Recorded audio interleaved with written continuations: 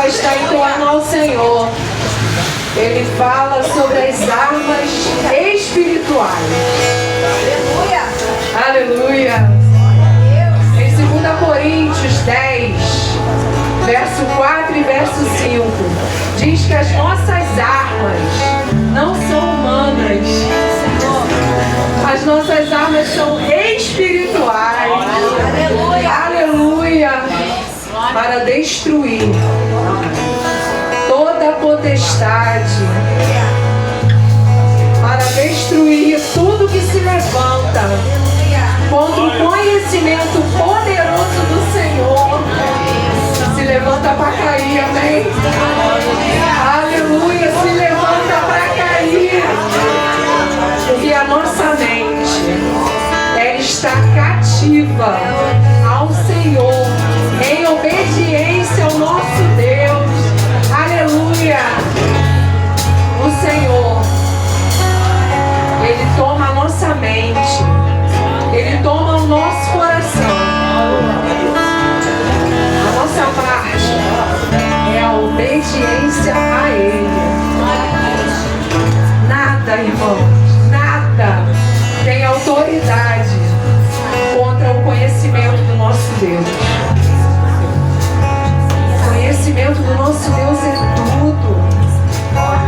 Ele é poderoso.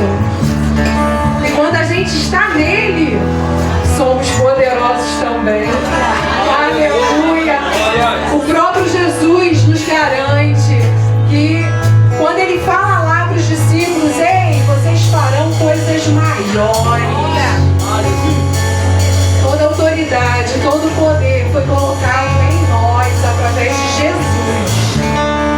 Através de Jesus, nós podemos todas as coisas, amém? Nada tem poder contra nós. Estamos revestidos dessa autoridade que Jesus, lá na cruz, conquistou por nós. Aleluia, vamos louvar. Entendendo essa autoridade que vem de Jesus. Aleluia. Aleluia. Lutamos com armas de fé e nada irá resistir enquanto adoramos.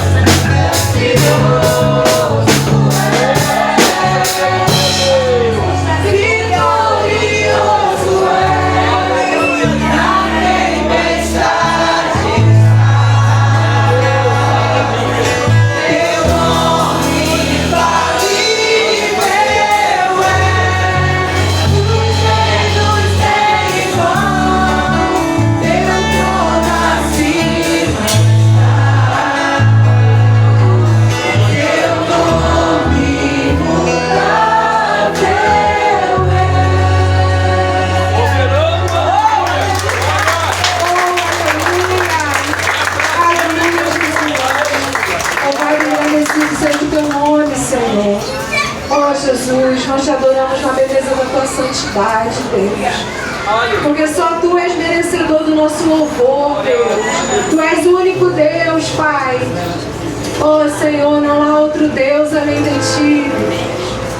Oh, Senhor, muito obrigado, Senhor, porque o Senhor nos escolheu, Pai. Nós, Deus tão fraquinhos, Pai. Oh, Deus, mas o Senhor nos escolheu, Pai. E eis-nos aqui, Senhor. Eis-nos aqui, Senhor. Toma, Deus, o nosso coração, Pai. Toma a nossa mente, Deus, todo o nosso ser, Deus. Colocamos diante do Senhor, Deus. Toma toda a nossa vida em nome de Jesus. Amém. Aleluia. Não tenha medo. Não tenha medo. Mesmo que o mar se agite, mesmo que tudo pareça estar perdido, não tenha medo. Aleluia. Nada temerei. Nada temerei. Próximo louvor que a gente vai cantar.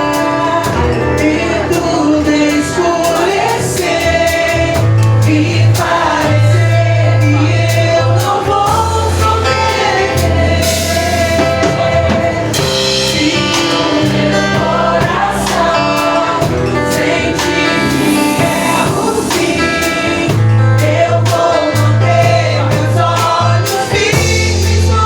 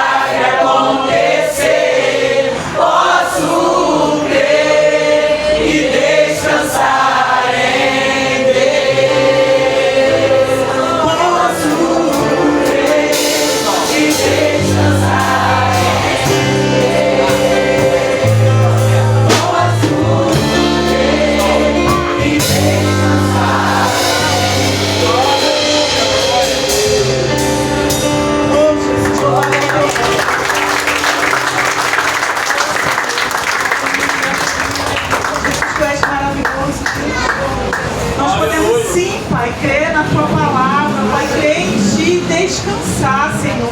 Em meio a tribulações, ó Pai, em meio a sofrimentos, em meio a dores, Senhor, nós podemos descansar, porque nós temos um Deus que, ó Pai eterno, olha por nós, que vela por nós, e nós te agradecemos por isso, Pai. Tu és maravilhoso, Deus, Tu és maravilhoso, Espírito Santo de Deus, acalenta cada coração aqui esta noite. O Senhor vai te encontrar em cada coração, porque Tu sabes, ó Pai, de cada coraçãozinho aqui. Então o Senhor esteja acalentando, o Senhor esteja suprindo a cada uma necessidade. Em nome de Jesus. Amém. Aleluia. Podem sentar, irmãos. Como Deus é bom, Iago. Deus é maravilhoso. Boa noite, igreja. Jeremias 29, 10 ao 13. Eu não vou ler lá, porque eu não enxergo para ler lá. Eu vou ler aqui no celular.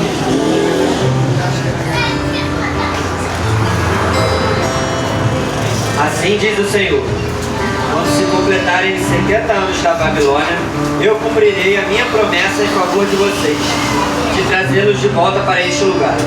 Porque sou eu que conheço os planos que tenho para vocês, diz o Senhor. Planos de fazê-los prosperar e não de lhes causar dano. Planos de dar-lhes esperança e um futuro. Então vocês clamarão a mim, virão orar a mim e eu os ouvirei.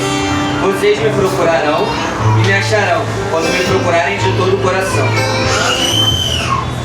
Quando a tia Adriana veio me procurar para fazer o momento de vitória, eu fiquei refletindo um pouco, ela me passou o louvor. E todo mundo sabe que a gente está em campanha para comprar o terreno.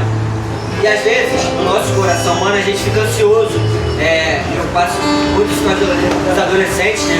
Que a gente quer ver o terreno logo, que a gente quer estar lá, inaugurar o terreno, não vê a hora de construir, de mudar.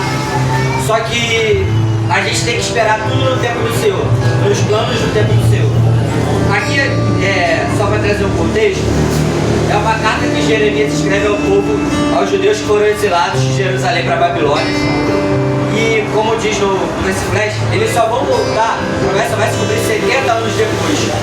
Naquela época a expectativa de vida não era tão grande.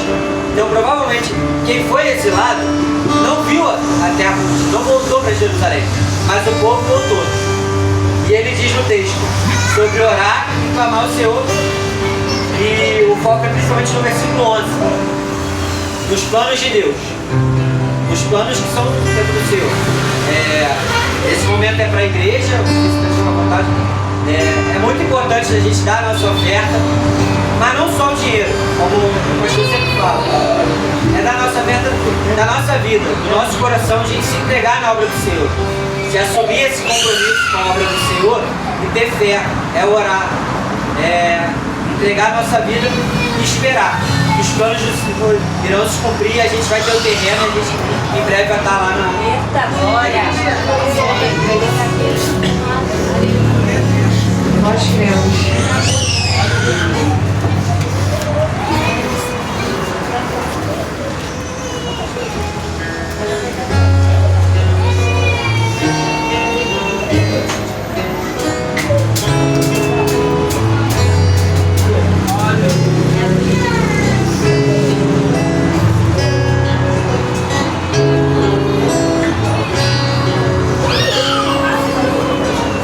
Sonhos de Deus são maiores que os meus. Ele vai fazer o melhor por mim. Ele vai além do que eu posso ver. Ele faz o que eu não posso fazer.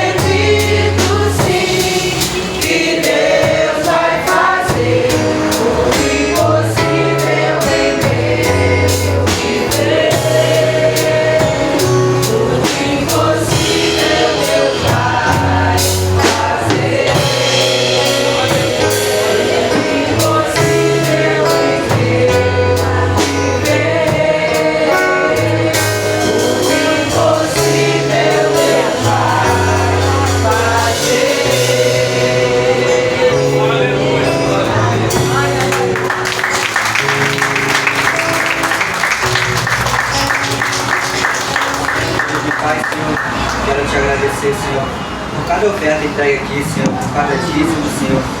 Senhor, nós confiamos na Tua promessa. A Tua igreja confia que Tu farás o melhor nos Teus planos, no Teu tempo, Senhor.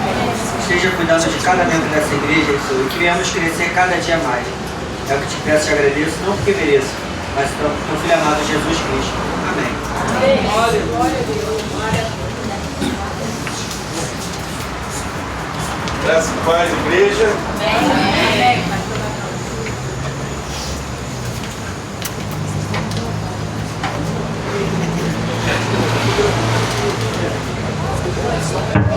Vai entregar, vai pegar, tá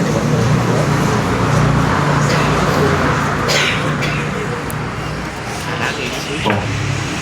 Boa noite, igreja. Boa noite. Nós estamos no mês da juventude. É isso aí, glória a Deus, no mês da juventude.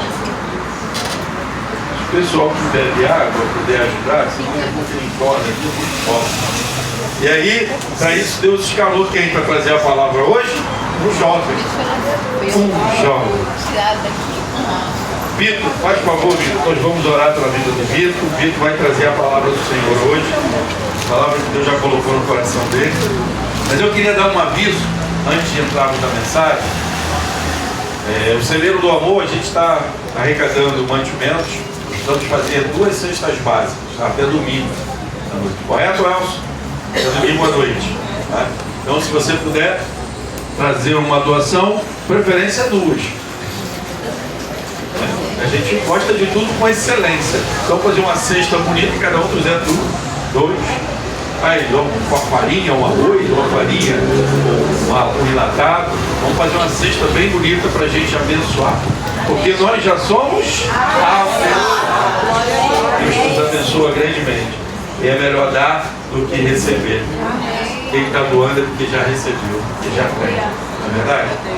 Vamos orar? Queria que você ficasse de pé, que daqui a pouco nós vamos ficar sentados, ouvindo o que o Senhor tem a falar através da vida do Vitor. Vamos orar. Maravilhoso Deus, Pai querido, que está no céu. Deus, muito obrigado por tudo que vivemos aqui essa noite, que ainda vamos viver, Pai. Pai, como é bom sentir a Tua presença em nosso meio, Senhor.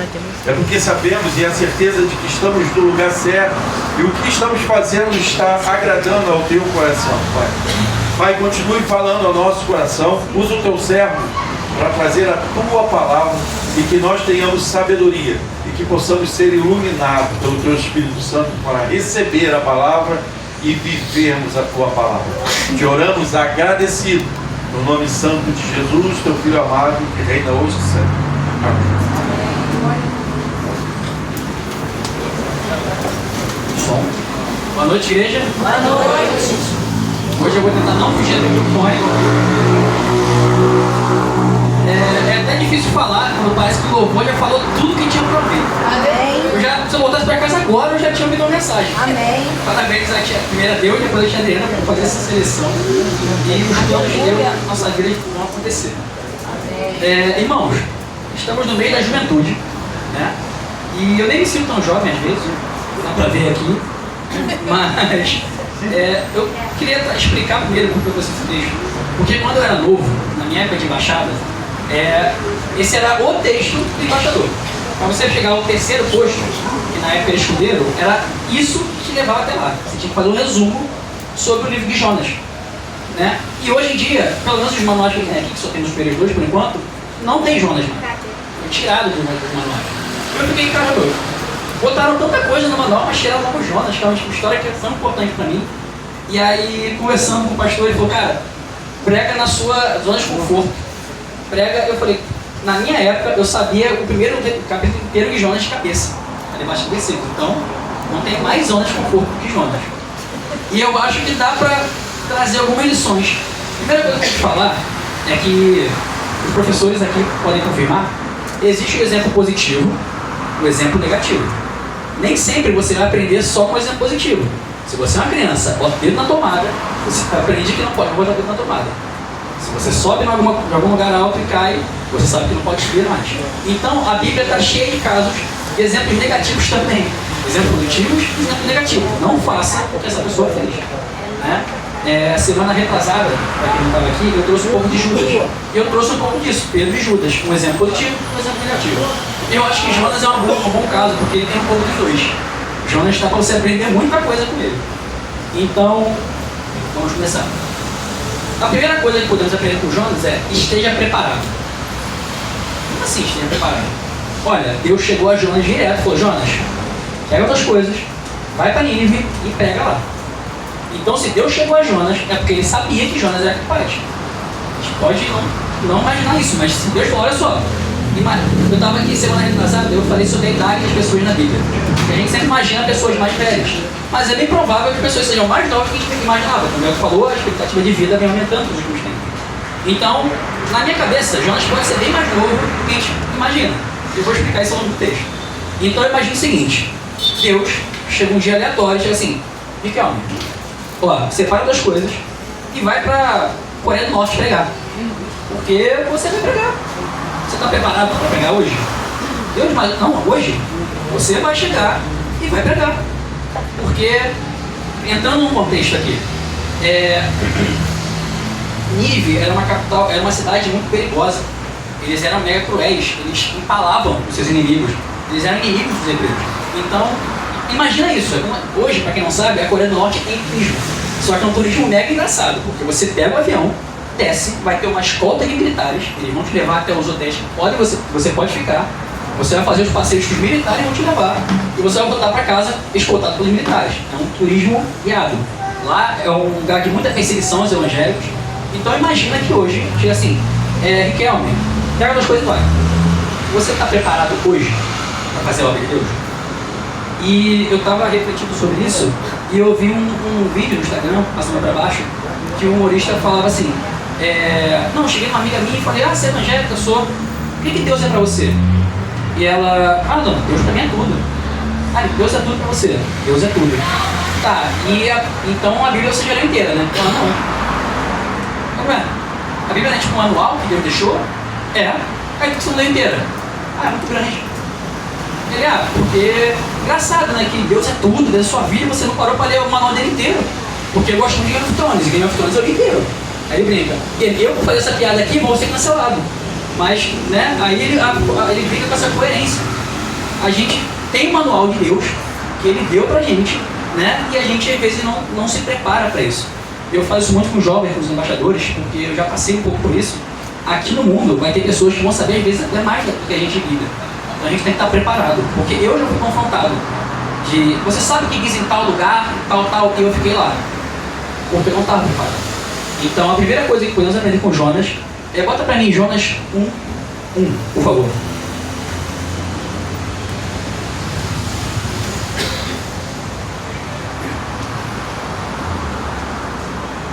A palavra do Senhor veio a Jonas, filho de Amitai, com esta ordem: vai depressa à grande cidade de Nínive e pregue contra ela, porque a sua maldade subiu à minha presença. Eu me adiantei. Mas como eu falei, Nínive é uma cidade cruel, perversa. Então imagina, nesse contexto, vai você, pega as coisas e vai. E aí, a segunda coisa que temos que aprender com Jonas, com a história dele, é que Jonas era humano. A gente fica imaginando assim, por que isso, mas Jonas era humano, assim como nós. Ele estava sujeito a várias coisas. Muito se discute sobre o motivo que Jonas não ir a Nínive. E como eu falei, um dos motivos que alguns teólogos apresentam é o medo, né? Porque imagine o seguinte: você é hebreu. Os ninivitas serviam ao deus Dagon, era o deus da agricultura deles e era um deus de batalha. Então quando os filisteus iam atacar os hebreus, eles faziam oferendas a Dagon, limpavam, e depois eles pegavam os hebreus e empalavam, e era isso. Os ninivitas eram esse tipo de pessoa. Imagina como deveria ser os ninivitas a ponto de Deus falar: Jonas, vai lá, porque a maldade deles chegou até mim. Quanta maldade já não viu. Então imagina como deveriam ser os ninivitas. Então, como eu falei, um dos motivos que alguns historiadores levam é que Jonas teve medo. Porque imagina sair do seu lugar, você, não sei se você já viajou ou não, sozinho, às vezes você pode ou não ser jovem na história de Jonas, e você tem que ir para um lugar que você só ouviu coisas ruins a sua vida inteira. Você ouviu que eles são perversos, que eles são malvados, que se você for hebreu e excluir, eles vão te falar. E aí Deus fala: vai lá e pregue contra Nínive. Você não vai chegar lá e falar, não, você vai chegar a Nínive, se converta ou já era. Então, esse era o contexto. Jonas falou, Deus, imagina na cabeça dele, o que Deus quer que eu faça? Eu vou para Nínive, eu vou ser morto, eu vou ser empalado, vou fazer sacrifícios de meu povo, porque eu sou hebreu, eu sou mais um dos hebreus, né? Eu não tenho o que fazer. Então, nesse contexto também, Jonas, bota no 3, por favor, Gabriel. Jonas, porém, fugiu da presença do Senhor, dirigindo-se a Tarsis. Desceu à cidade de Jope, onde encontrou um navio que se destinava àquele povo. Depois de pagar passagem, embarcou rumo a Tarsis para fugir do Senhor. Eu acho esse texto muito engraçado, que é fugir do Senhor. Como você foge do Senhor? E essa é a terceira lição que podemos aprender com Jonas. Não dá para fugir de Deus. Você pode fugir de quem você quiser. Você pode enganar quem você quiser, mas Deus você não engana. Então, isso muito para os jovens, para os adolescentes. Na célula da semana passada, nós falamos dos pecados de estimação. E que cada um tem o seu, aquilo que te incomoda no fundo, aquele pecado que você pratica sem saber que pratica. Você pode enganar os seus pais, você pode enganar o pastor, os seus líderes, você pode enganar quem você quiser, mas ele você não engana.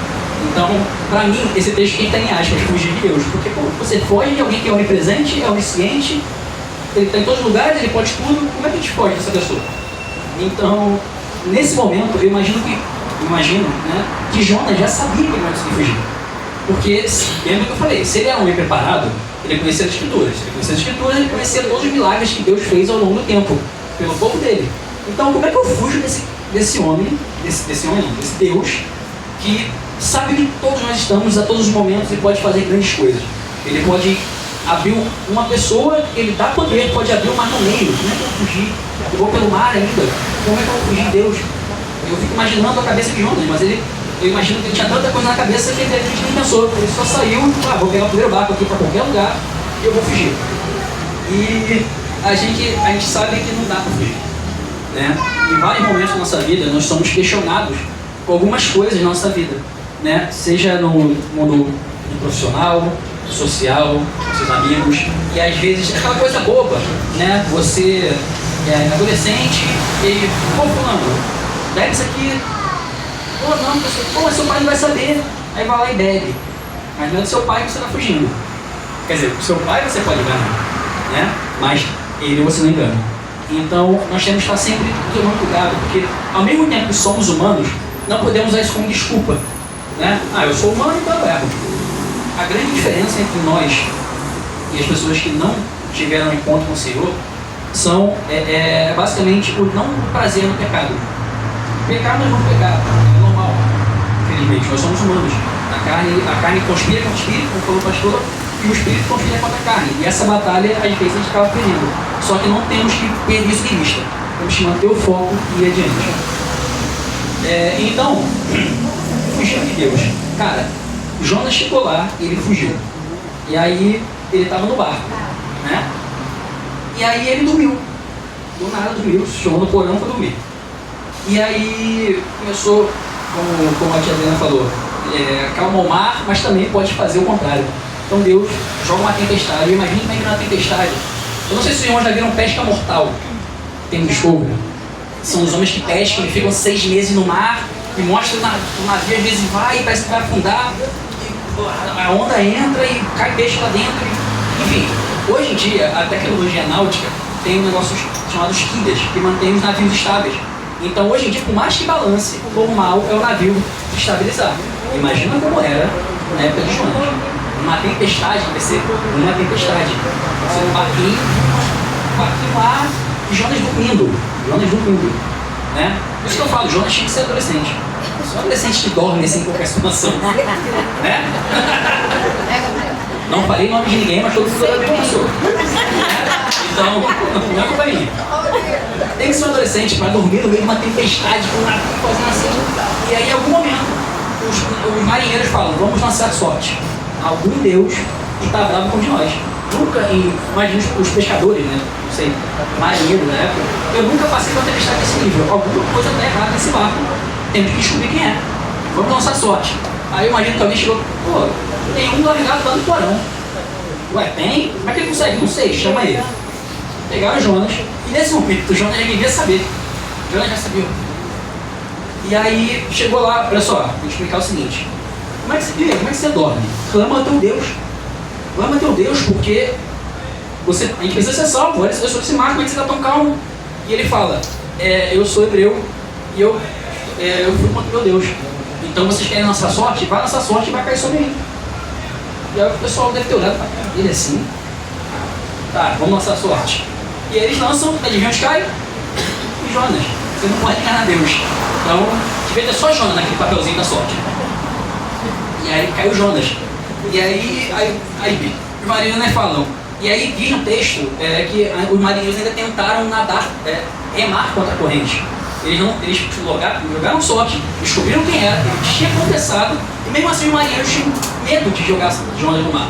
Só que depois de cansar, imagina, né, remando contra a corrente, aí eles falam, Deus, não impute sobre nós esse pecado, vamos jogar esse homem aqui no mar e nos perdoa. Eles vão lá, pegam Jonas e lançam no mar. E aí, instantaneamente, o mar se acalma. E aí, o que já estava ruim para Jonas, imagina que Jonas, no meio do mar, da tempestade, fala aquela coisa que você fala, dá para piorar? E aí piora, porque vem o peixe do olho de Jonas.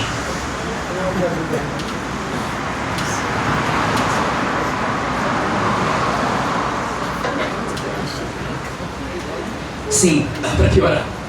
Então, Jonas fica 3 dias dentro de um peixe. Imagina como é que deve ser ficar 3 dias dentro de um ser vivo. Mas no mar. Então você não é que Jonas estava dormindo lá 3 dias. Deve ter chacoalhado, tem ácidos gástricos, tem um monte de coisa. E Jonas estava ali há 3 dias. E aí, no auge do desespero, imagina, ele ficou 3 dias. Jonas era cabeça dura também, né? Porque com 3 dias já veio uma tempestade, já foi lançado no mar. E tu ficou 3 dias até você cair a ficha de que você está fazendo uma coisa errada. Mas aí vem a 4ª coisa que podemos aprender sobre Jonas, que é o perdão. Bota para mim Jonas 2 e eu vou ler de 1 a 3.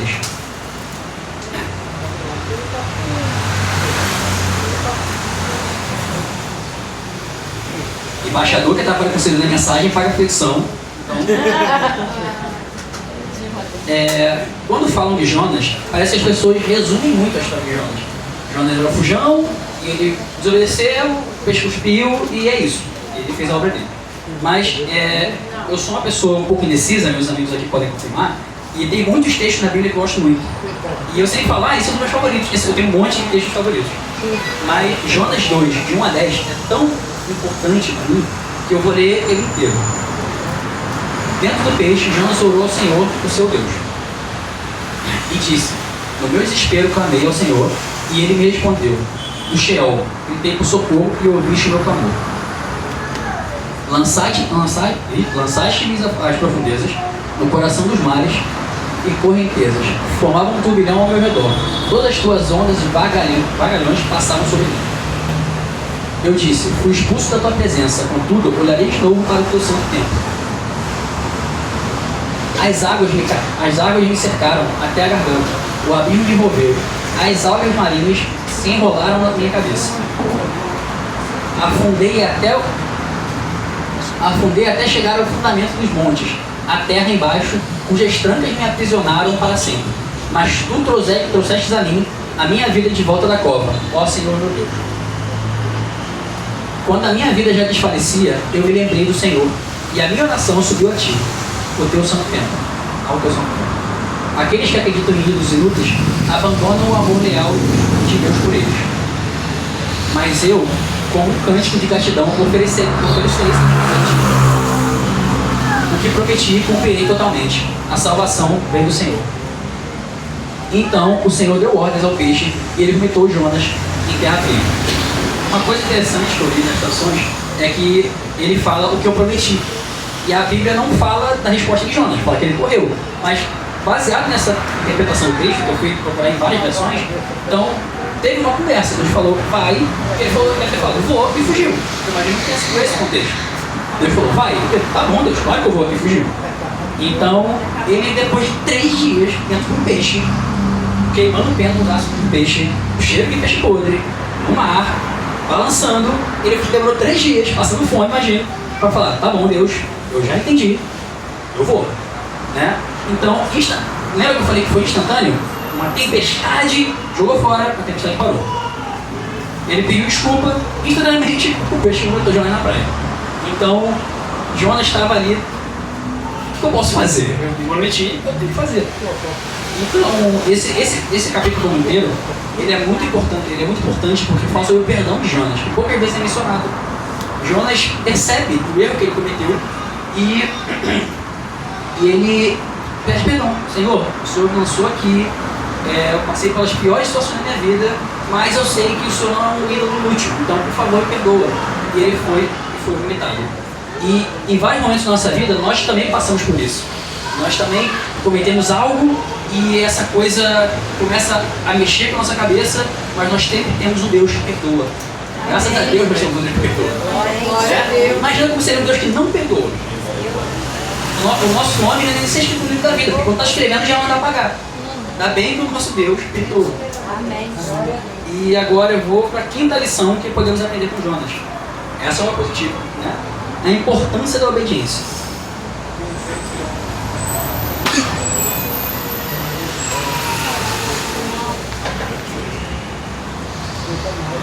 Esse é muito para os adolescentes e para os jovens. Eu falo muito de obediência com eles, né? Porque quando Jonas vai a Nínive, as coisas começam a mudar na história de Jonas. Jonas, que estava até agora no contexto de um homem que é fujão, que prometeu uma coisa para Deus, não cumpriu, tentou fugir de Deus e foi engolido. Quando ele pisa em Nínive e que ele entende, o texto fala que Deus fala de novo com ele: Jonas, vá até Nínive e pregue contra ela, né? Então ele repete a ordem. Deus fala: olha, eu estou sendo muito específico, você vai lá e você vai pegar com Nínive. Então, quando ele entra em Nínive, aí vamos voltar para o nosso exemplo. Riquelme está na Coreia do Norte. E não era uma palavra de, gente, Jesus é muito legal. Era, Nínive, se arrependam, ou em 40 dias vocês vão todos morrer. Essa cidade vai ser destruída. Então imagina um lugar, ele lembra, ele era hebreu, eles não gostavam de hebreu, não gostavam de Deus. Quando mataram os hebreus, eles ofereciam sacrifício por Deus deles. Imagina tudo isso e Deus, e Jonas lá, ó, se você não se arrepender, você vai morrer. Se você não se arrepender, você vai morrer. Eu fico imaginando, a cada vez que ele falava, ele devia subir um medo. O pessoal olhava para ele e já vivia estar com medo. Porque eu imagino, na minha cabeça, Jonas era um pouco mais jovem, então ele numa cidade gigante, diz que demora 3 dias para ele percorrer Nínive a pé pregando a palavra. E ele fez isso com todos. Todo mundo que ele via, ele falava: se você não se arrepender, ele vai ser destruído. Eu imagino que era um pouco mais amplo, ele fazia estudos, a maldade chegou até Deus, Deus falou comigo, eu vim até aqui. E aí, o que na nossa cabeça parece óbvio, dado o contexto que eu dei, é o quê? Eles vão pegar Jonas, vão pendurar numa lança e vão matar Jonas. E, inclusive, era dito que eles torturavam, não era matar. Eles iam empalar uma pessoa ainda viva para que a pessoa sofresse. E esse era o sacrifício deles. Então, o óbvio, nossa cabeça humana, nossa mente humana era: eu vou entrar aqui e eu vou morrer. E se Deus quer que eu faça isso, eu vou lá e eu vou fazer. Mas, diferente do que Jonas, talvez nós estivéssemos pensando, ele consegue. Ele passa 3 dias em Nínive andando. Ele passa 3 dias andando. Prega todo mundo que ele vê. E as pessoas reconhecem, aí diz no texto, que eles se vestem de saco para mostrar humildade. E aí, ele diz que ele fala com o rei. Imagina isso, na minha cabeça, né? Jonas vai até o rei. E ele pensa: tá, agora eu não vou passar. Eu não vou conseguir falar para um rei que a cidade vai ser destruída se ele não obedecer. E é isso aí. Só cheguei até aqui. E aí acontece o contrário. Esse rei aceita, também se veste de saco. E aí Jonas, ele começa a parte curiosa da história. E aí Jonas, vendo isso, deve ter ficado incrédulo. E o que nós temos, o que eu tenho para aprender com Jonas Deus tem grandes coisas para fazer através da sua vida se você permitir.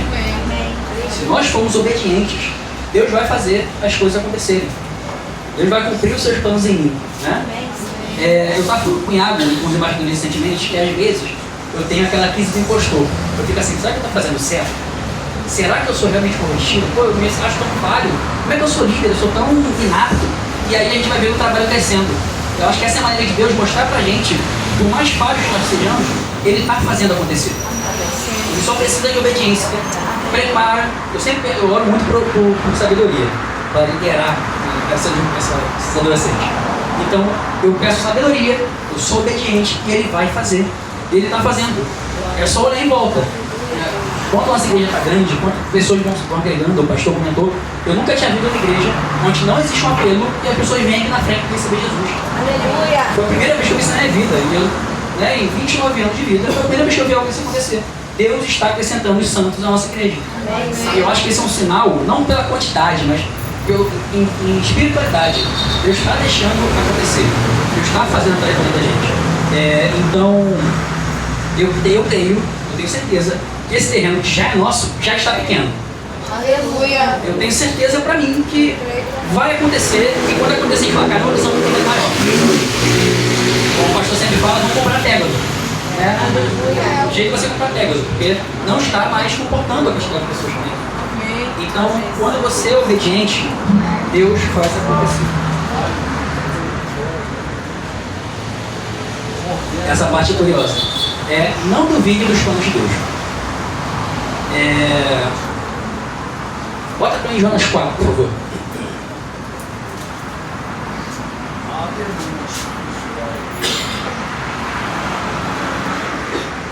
Se a história acabasse aí, ela estava linda.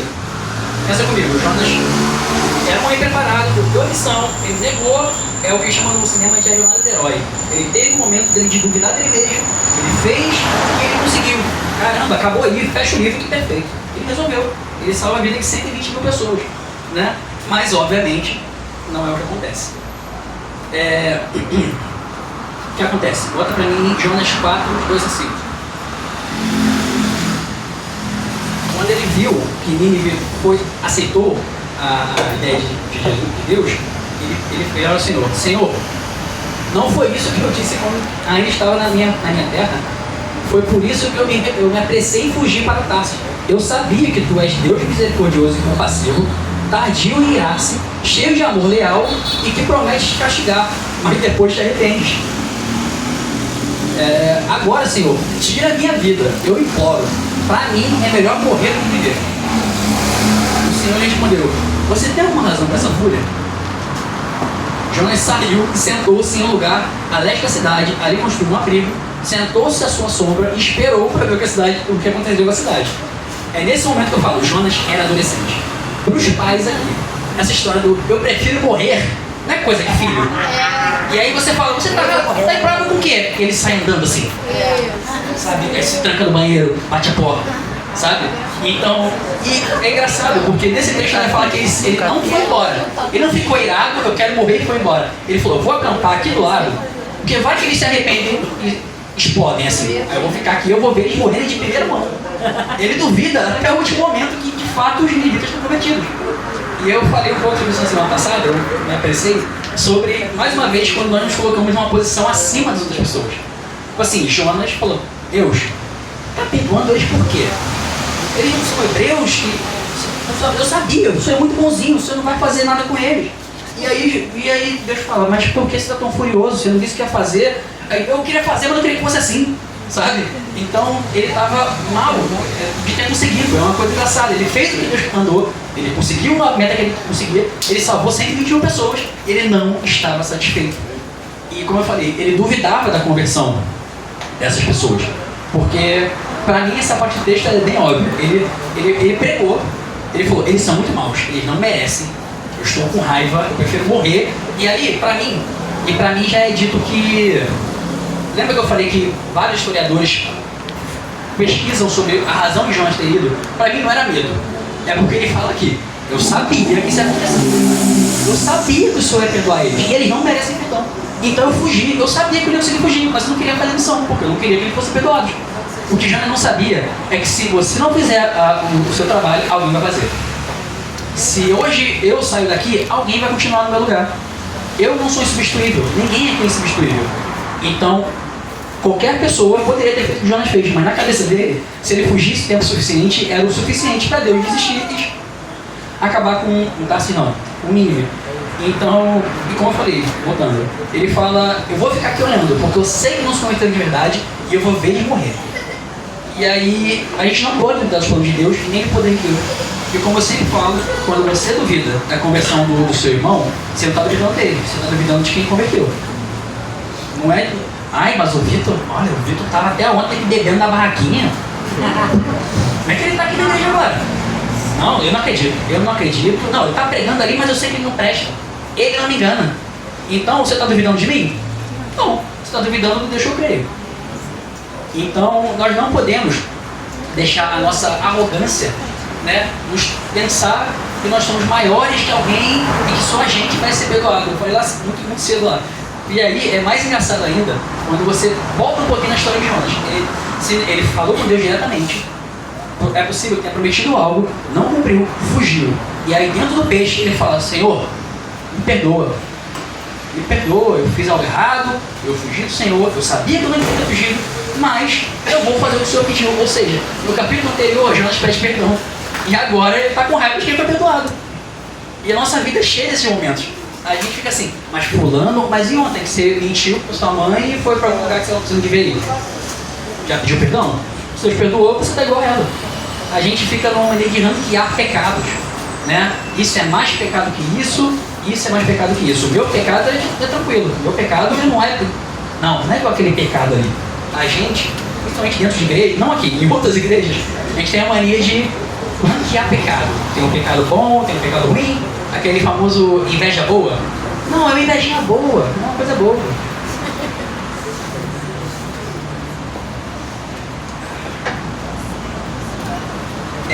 E aí eu queria ir para a parte da compaixão. É a sétima coisa que podemos aprender com Jonas. Bota para mim Jonas 4, de 5 a 10, por favor. Não, 5 a 10. Jonas saiu, sentou-se em um lugar leste da cidade e ali construiu um abrigo, sentou-se à sua sombra e esperou para ver o que aconteceria com a cidade. Então o Senhor Deus fez crescer uma planta sobre Jonas para dar sombra à sua cabeça e livrá-lo do calor, o que deu grande alegria a Jonas. Contudo, na madrugada do dia seguinte, Deus mandou um verme atacar a planta e ela se secou. Ao nascer do sol, Deus trouxe um vento leste muito quente e o sol bateu na cabeça de Jonas a ponto dele quase desmaiar. Com isso, desejou morrer e disse: para mim é melhor morrer do que viver.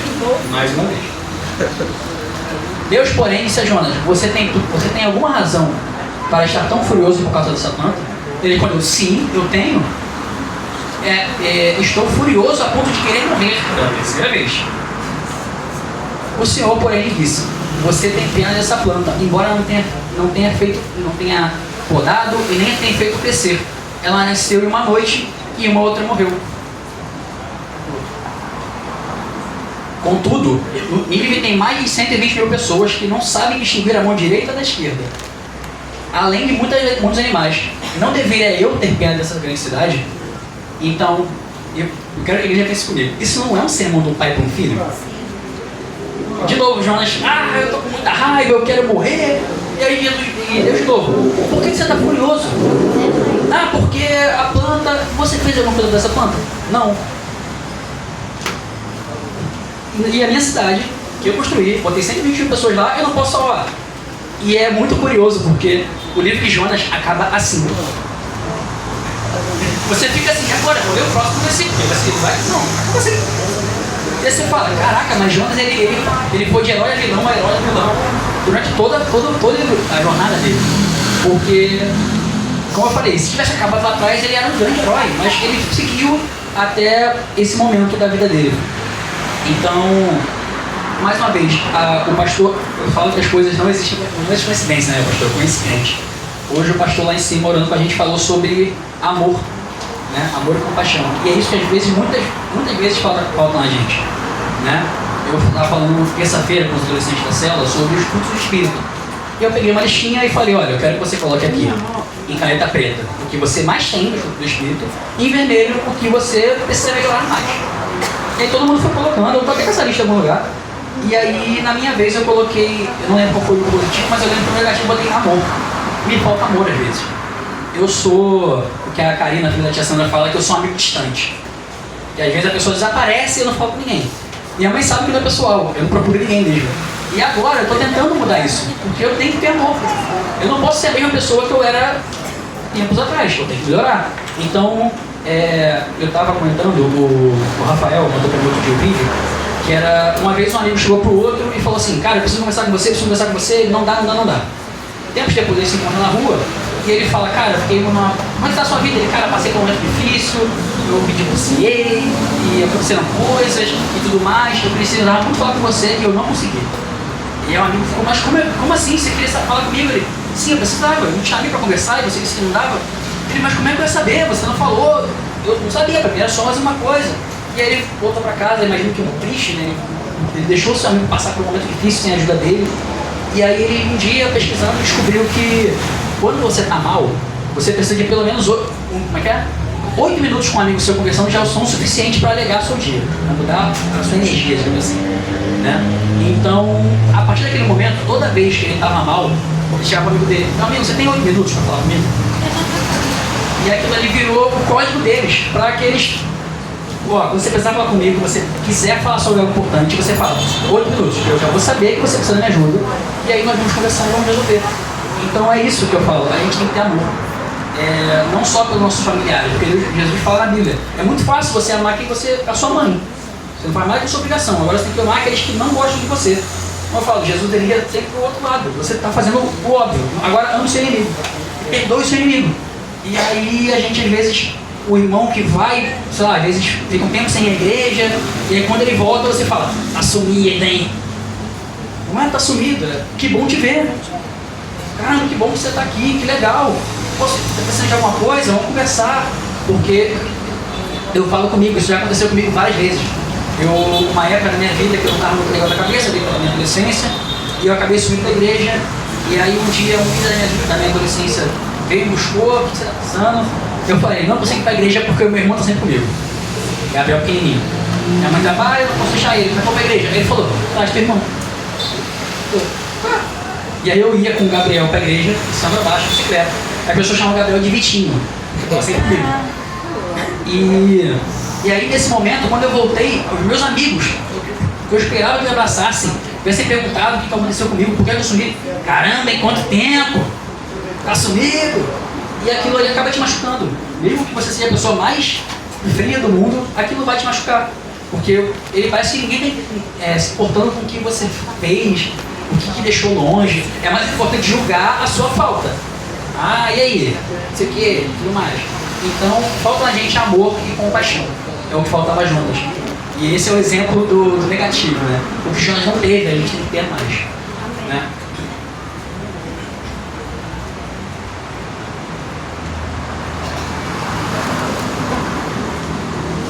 E para encerrar, eu queria dizer que se essa história é vagamente similar a alguma coisa, é porque ela é a nossa história. Ela é a nossa história. Jonas passa por uma mudança completa em sua vida. Jonas vai de um homem preparado para um homem fujão, e aí depois ele se arrepende, e aí depois ele prega, ele fica com raiva do que aconteceu, e ele termina levando um sermão. Ele termina a Bíblia, Jonas é conhecido por terminar levando um sermão. E acaba ali a participação de Jonas. Então, a nossa vida, várias vezes acontece comigo. E às vezes a gente pensa assim, caramba, mas não, é diferente. Porque Jonas falou com Deus. É diferente. Deus foi diretamente nele e falou, comigo não foi assim. E imagina como engraçado seria, igreja, se a gente tivesse tipo um manual assim.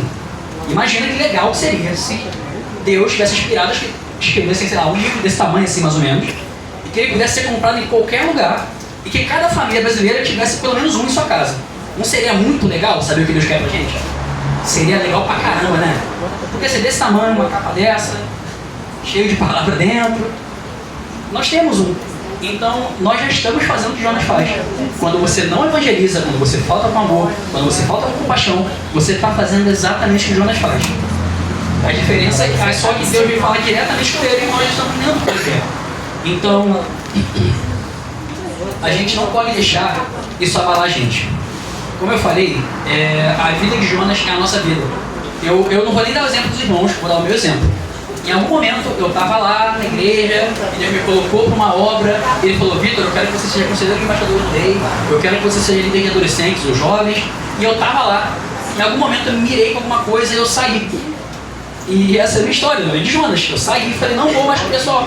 Eu não disse isso, mas eu pensei isso, foi o que eu fiz. Eu saí, não tem obra. E agora eu estou aqui. Vim da obra de novo, porque Deus mandou, Senhor, perdão, estou há 3 dias dentro do peixe, agora eu vou fazer. Eu volto e eu estou fazendo. E não significa que eu não vou cair, que eu não vou fraquejar. Tem dias que a gente acorda se sentindo a pior pessoa do mundo. Tem dias que a ansiedade bate em níveis estratosféricos. Tem dias que a depressão te corrói e você não sabe o que fazer. Tem coisas que vão tirar o foco todo dia. Mas o que a gente não pode deixar de lembrar é que a gente tem um Deus. Não estamos sozinhos. Nada temerei, sei que não estou sozinho. Então, lembre-se disso, igreja. Estejam firmes, prestem atenção, tenham amor, tenham compaixão, não sejam fujões. E é isso que eu tinha falado para a igreja hoje. Amém. Louvado seja Deus.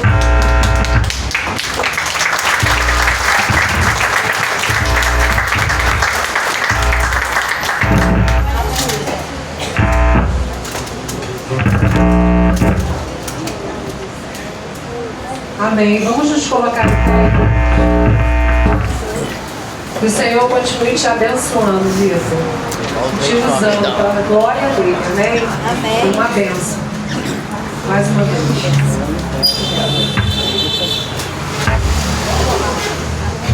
Que o Senhor possa levantar outros jovens para estarem aqui pregando a palavra do Senhor.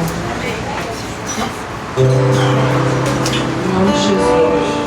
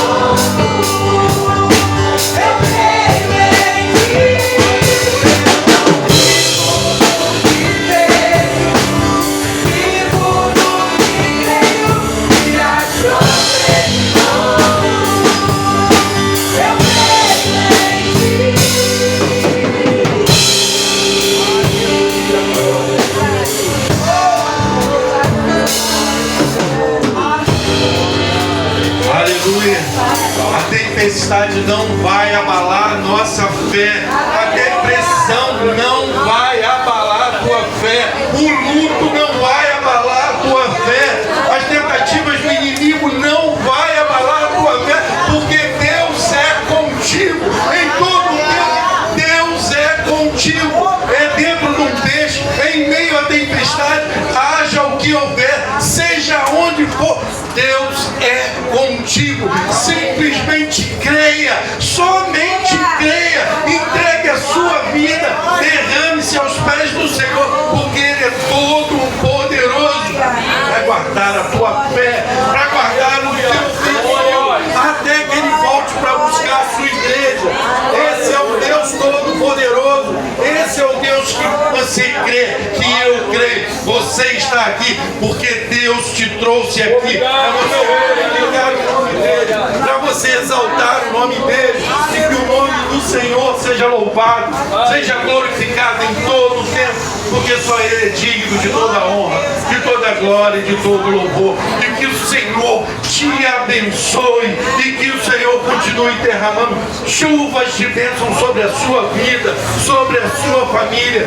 Que nenhuma tentativa do inimigo de querer te travar, te bloquear para que você avance, não olhe para trás, não faça como Jonas, olhe para Cristo, obedeça a Cristo, siga o que Cristo colocou no teu coração.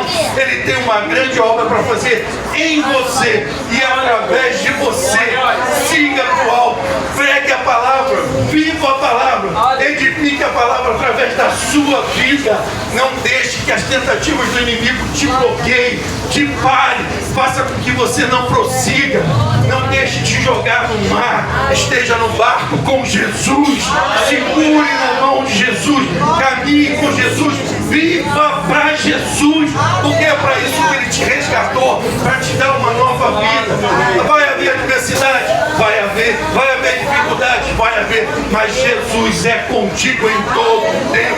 Simplesmente creia, acorde, glorifique a Deus por mais um dia. Dê um basta na depressão, dê um basta no luto. Acabou, é novo tempo, é um novo dia. É o Senhor que está contigo, é o Senhor que está te erguendo, é o Senhor que está te deixando de pé mais uma vez. Glorifique a Deus, faça a boa obra, não olhe para trás, não olhe nem quem está querendo te derrubar, olhe para quem está te erguendo, quem está te dando as mãos, quem está te sustentando, porque é para isso que Jesus te resgatou, para fazer a boa obra. Ganhe a sua família, os seus vizinhos, os seus amigos do trabalho para Cristo. Leve a palavra, se alegre, se regozije em pregar a palavra, se regozije em viver a palavra, porque os tempos estão acabando. Jesus vai voltar e Ele vai voltar para buscar os seus. E os seus são aqueles que estão do teu lado na sua família, são aqueles que estão do teu lado no trabalho, são aqueles que estão do teu lado na condução. E esses são aquele povo de Nínive, cruel, amargo, mas é esses que Jesus amou e morreu por ele, como morreu por você e por mim, que nós éramos amargos e cruéis, mas fomos transformados pelo sangue do Cordeiro. É para isso que Jesus te trouxe, te resgatou. Senhor, muito obrigado por tudo que vivemos, obrigado pela juventude dessa igreja, obrigado por essa igreja como um todo ser uma igreja jovem de coração, de desejo de regozijar todos os dias no Senhor. Obrigado por cada membro, por cada ministério, Senhor. Te agradecemos por tudo e glorificamos o Teu nome em todo o tempo, porque vemos a Tua mão, o Teu agir em todo o tempo em nossas vidas. Senhor, nos dê uma noite abençoada, nos dê uma noite na Tua presença. Agora que vamos para os nossos lares, leva-nos, Senhor, guardados e protegidos, e ao chegar em casa possamos encontrar todos os nossos bens guardados e protegidos por Ti também, Senhor. Muito obrigado por essa igreja, Senhor, e que o nosso amor possa crescer cada dia mais, porque o nosso amor vem de Ti, Senhor. Que não possamos olhar para o lado, mas que possamos olhar em todo o tempo para a cruz, Senhor, porque é de lá que vem o nosso amor, esse amor que nos alcançou grandemente. Te oramos, Pai querido, agradecidos. No nome santo de Jesus, teu Filho amado, que reina hoje e sempre. Amém. Vamos louvar, irmão.